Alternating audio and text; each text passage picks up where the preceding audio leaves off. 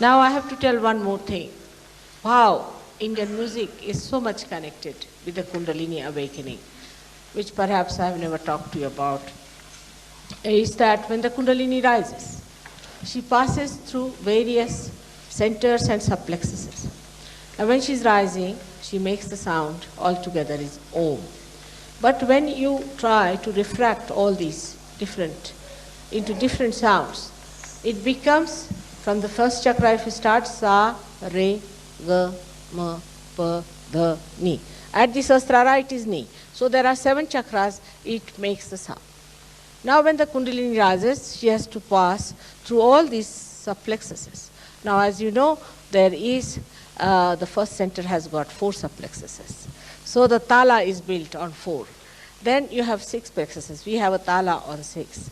Then it passes through the 10. So we have a Tala in 10. Then passes through 12. So we have a Tala of 12. Last of all is Shri Krishna. Shri Krishna's place where it has got 16 subplexuses. So it passes through 16 subplexuses. So you can imagine how it works out. At the time of Agya Chakra, as you know, it's only the 2 matras are there. So one has to play only on 2 matras, where you reduce everything to 2 matras. So far, I don't think Indian music has reached that stage where it just plays with 2 matras. It will be very difficult. But in the south, I think they play sometimes with 3 matras. It's something surprising, which is the Triguna, what we call the 3 matras. So that from 4 it becomes 2, and then in the Sahasrara it is 3, but at the end of it is 1,000 petals. And when all these start dancing, the 1,000 petals start dancing with the permutations and combinations of all these subplexes. So it is so woven into the classical music, the whole awakening of the Kundalini, of which perhaps the modern artist may not be aware of, but it is said, everyone knows that Indian music is based on the first sound, that is Om, the Omkara. So this is how all these talas are based, and that's why you are so overjoyed.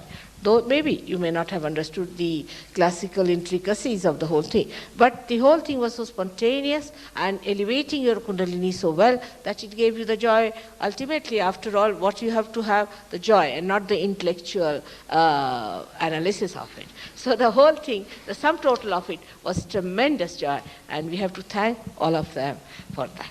May God bless you.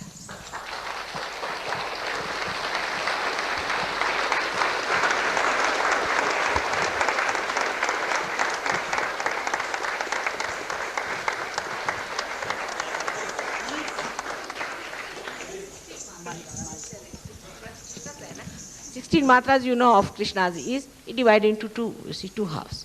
First half is the right side, and the second half is the left side.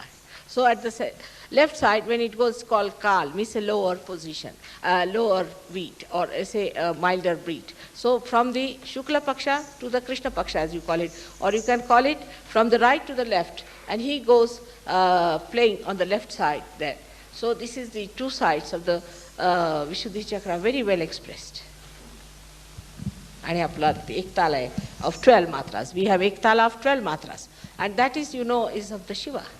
Shiva has got 12 subplexuses. And that's how it is the 12 matras, and it's very, Ektala is a very solid thing, like din, din. And sometimes they play it so slowly that between the 2 there's a big gap.